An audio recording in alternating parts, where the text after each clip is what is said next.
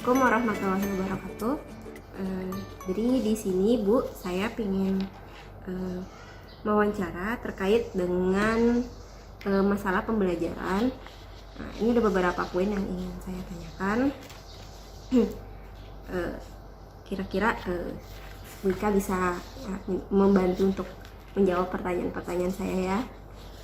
Ya, insyaallah. Kita mulai ya Bu dari permasalahan pertama, yang mana di sini saya mengangkat tema tentang kemampuan perhitungan dasar peserta didik yang masih rendah. Nah, dan poin-poin pertanyaan yang ingin saya tanyakan itu bagaimana pendapat Ibu terkait rendahnya kemampuan perhitungan dasar peserta didik pada tingkat SMK, Bu? Oke. Kalau menurut saya nih, untuk kemampuan perhitungan dasar siswa, kita balik lagi, yang namanya perhitungan dasar itu berarti dari tingkat dasarnya. Jadi kita kembali lagi, flashback lagi dari dasarnya, sekolah dasarnya gimana, terus sekolah menengah pertama gimana, baru ternyata sampai SMK ternyata masih kurang. Berarti mungkin minat siswa, ada minat siswa mengenai kemampuan perhitungannya, atau memang kurang kurang kemampuan Minat siswa? Iya, minat siswa sama diri guru pengajaran. Jadi sistem atau metodenya. Iya, metode pengajaran guru pada tingkat sebelumnya. Iya, ya. Saya Bu. Kemudian yang selanjutnya dari permasalahan ini timbul pertanyaan, kira-kira bagaimana solusinya ketika kita sudah menghadapi kondisi peserta didik seperti itu, Bu, untuk mengatasi hal tersebut? Ya, berarti kita mulai dari dasar lagi, membantu siswa untuk, karena kita mungkin karena tadi kan saya bilang kemungkinan itu antara yang pertama minat siswa, yang kedua itu metode pengajaran guru. Berarti kita ubah lagi gimana cara meningkatkan minat siswa mengenai perhitungan, apalagi perhitungan dasar yang nantinya akan digunakan untuk kedepannya. Yang kedua, metode kita pilihkan metode yang bisa siswa itu lebih paham, sedikit lebih paham, nggak masalah dah yang namanya perhitungan dasar. Membantu siswa dengan meningkatkan metode ya? Iya, metode, mengganti metode juga nggak apa-apa, atau mencari metode yang pas untuk karakter siswa. Baik Bu. Sekarang untuk permasalahan pertama ya, kita bisa lanjut ke permasalahan kedua. Di sini saya mengangkat kurangnya konsentrasi belajar peserta didik di dalam kelas, sehingga peserta didik ini tidak mampu menyerap materi pelajaran dengan baik. Nah, dari permasalahan tersebut, saya menyusun sebuah pertanyaan, kira-kira bagaimana menurut Ibu terkait penyebab masalah rendahnya konsentrasi belajar peserta didik di kelas ini, Bu? Kalau penyebab masalah rendahnya itu menurut saya banyak poinnya, Bu. Yang pertama itu mungkin ada masalah di rumah.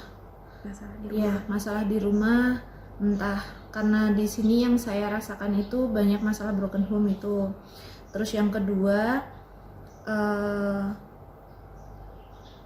balik lagi ke minat siswa. Jadi kalau misalnya minat siswa kurang, jadi konsentrasinya sudah tidak ingin atau tidak ada minat konsentrasi di pelajaran itu, seperti itu. Terus yang ketiga itu lingkungan belajar, jadi antar teman mungkin. Kalau jadi kalau kurang kondusif ya dia tetap tidak bisa konsentrasi walaupun siswa itu siswa yang rajin gitu. Ya. Oke. Kemudian dari pertanyaan tersebut, dari permasalahan tersebut, penyebab masalah itu, bagaimana kira-kira cara kita mengatasinya lagi, Bu? Ya, satu, guru itu perlu untuk manajemen kelas. Jadi mempelajari manajemen kelas lagi. Jadi mengkondisikan siswa di kelas, terus untuk yang siswa agak lebih ibaratnya lebih aktif, bagaimana untuk caranya membuat mereka lebih fokus, seperti itu dah. Terus yang kedua balik lagi tentang metode belajar atau metode mengajar. Metode mengajar. Iya. Yang disesuaikan dengan karakter. Siap, Bu. Saya lanjutkan untuk permasalahan ketiga. Dari sini hubungan komunikasi antar guru dan orang tua peserta didik terkait pembelajaran masih kurang dan terbatas di sini, Bu. Nah, memang pertanyaannya di sini, apakah pemantauan orang tua menurut Ibu dalam pembelajaran peserta didik itu penting dan dapat mempengaruhi prestasi belajar peserta didik?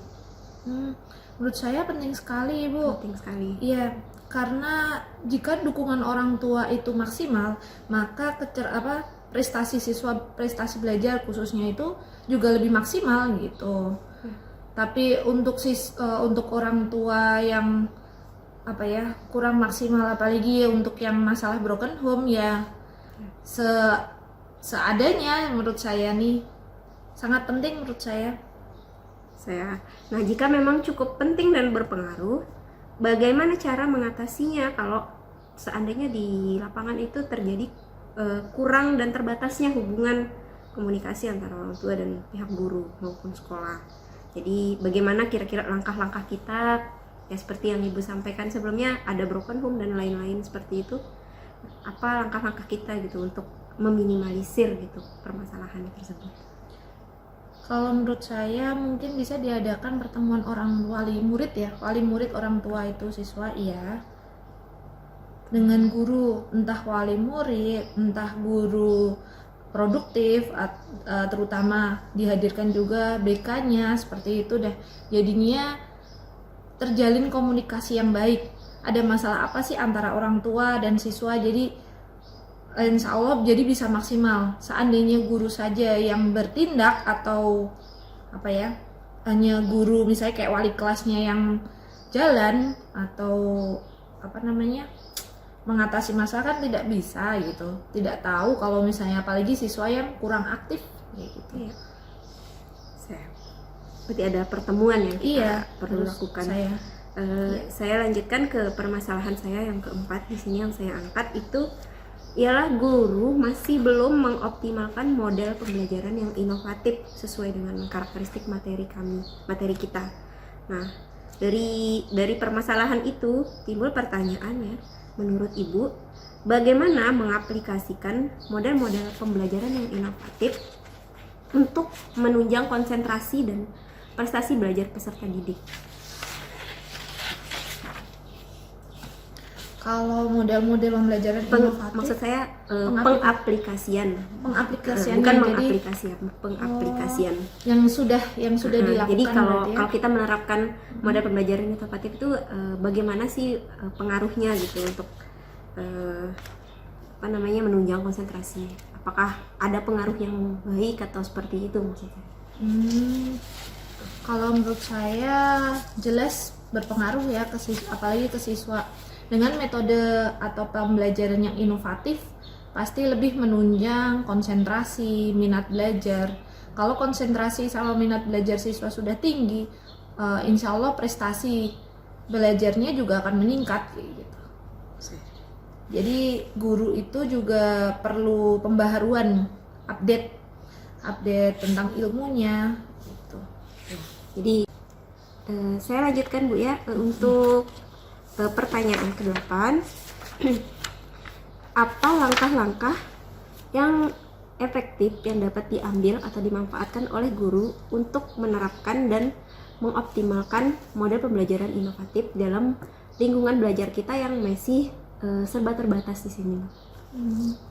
Kalau menurut saya nih, apalagi terkait dengan kurikulum Merdeka sekarang ya, jadi anak-anak itu tidak terbatas untuk belajar di dalam ruangan, jadi bisa di luar ruangan lah, di outdoor, jadi bisa memanfaatkan benda-benda atau yang ada di lingkungan sekitarnya itu juga bisa, jadi juga mengurangi rasa kebosanan juga dalam ruangan. Mungkin seperti itu ya, saya Bu, dilakukan di luar ruangan juga ya? Outdoor gitu, iya, dengan memanfaatkan di lingkungan sekitarnya. Memanfaatkan lingkungan sekitar ya. Iya.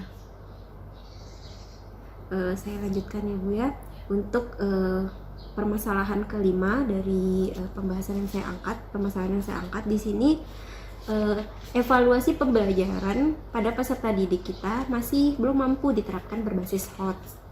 Nah, dari situ pertanyaannya, menurut Ibu, apa saja perbedaan manfaat yang bisa kita dapatkan, yang bisa didapatkan oleh peserta didik dari penerapan evaluasi pembelajaran berbasis HOTS dibandingkan dengan LOTS, yaitu HOTS High Order dan LOTS atau Low Order, seperti itu. Kalau menurut saya, kalau untuk berbasis HOTS itu jelas dia jadi siswa itu lebih bisa menganalisis suatu masalah. Misalnya kalau di produktif kan mungkin troubleshootnya gimana, ketika kita sudah tahu troubleshootnya apa, permasalahannya apa, jadi kita bisa menanganinya apa, dengan gimana gitu, seperti itu. Tapi kalau masih HOTS itu belum tidak membutuhkan analisis karena masih hanya sekedar pemahaman siswa, seperti itu. Ya, itu yang pentingnya di HOTS. Kemudian saya lanjutkan di sini dengan target capaian pembelajaran yang kita inginkan, bagaimana agar guru dapat menerapkan evaluasi pembelajaran berbasis HOTS pada peserta didik yang mayoritas peserta didik ini memang masih memiliki capaian pembelajaran yang rendah. Berarti guru harus memiliki inovasi mengajar lagi, Bu, atau ini bisa menerapkan metode mengajar yang lebih ditumpukan mengenai analisis gitu, atau student center dah. Jadi gimana caranya siswa itu bisa berpikir menganalisis, berarti critical thinking lah ibaratnya, seperti itu. Contohnya kalau misalnya saya mengajar perbaikan peralatan misalnya, nah di situ kita mengajarkan siswa apa sih yang rusak, apa sih masalahnya di situ gitu, baru bisa kita mencari solusinya, seperti itu mungkin. Jadi langsung menggunakan media pembelajaran yang langsung, mungkin real, mungkin Bu, di situ. Kembali ke media pembelajaran ya. Kemudian yang masalah ke-6 juga terkait dengan media pembelajaran, di sini saya mengangkat yang mana pemanfaatan media pembelajaran real untuk membuat konsep abstrak menjadi nyata pada mata pelajaran produktif SMK memang masih belum dilakukan, Bu. Nah, jadi menurut Ibu, bagaimana pengaruh pemanfaatan media pembelajaran dalam meningkatkan pemahaman dan pengetahuan peserta didik? Kalau menurut saya pengaruhnya sangat berpengaruh, karena pemanfaatan media pembelajaran itu, apalagi media pembelajaran real, jadi peserta didik itu tidak hanya mengetahui mengenai teori seperti yang tadi saya contohkan tadi, misalnya perbaikan peralatan. Seandainya dia hanya mengetahui lewat teori, ya teori saja, jadi belum balik lagi ke LOTS tadi, jadi dia hanya bisa paham tapi belum bisa menganalisis atau praktek langsung gitu, Bu. Jadi jelas meningkatkan pemahaman dan pengetahuan peserta didik, jelas sangat berpengaruh itu. Tidak hanya teori tapi juga prakteknya, apalagi terutama mata pelajaran produktif di SMK. Kemudian terakhir, Bu, untuk pertanyaan terakhir di sini, dari hal tersebut, karena memang pemanfaatan media pembelajaran sangat penting untuk menunjang pemahaman dan pengetahuan peserta didik. Nah, langkah atau cara apa yang perlu ditempuh oleh guru dalam mempersiapkan media pembelajaran agar konsep-konsep materi ini lebih yang masih abstrak buat peserta didik ini masih menjadi lebih real dan mudah dipahami oleh peserta didik? Kalau yang langkah yang perlu diambil guru jelas mencari media pembelajaran inovatif. Iya, mencari media pembelajaran inovatif agar konsep-konsep yang tadi yang secara teori bisa langsung dipraktekkan. Bahkan selain media pembelajaran inovatif, langsung saja mencari apa yang ada di lingkungan sekitar, jadinya bisa langsung dimanfaatkan siswanya gitu. Bisa mencari dari lingkungan sekitar, sekitar. ya. Oke Bu, terima kasih Bu atas waktunya. Semoga hasil wawancara ini bisa kita manfaatkan untuk membantu perkembangan pembelajaran ke depannya. Amin. Terima kasih. Terima kasih.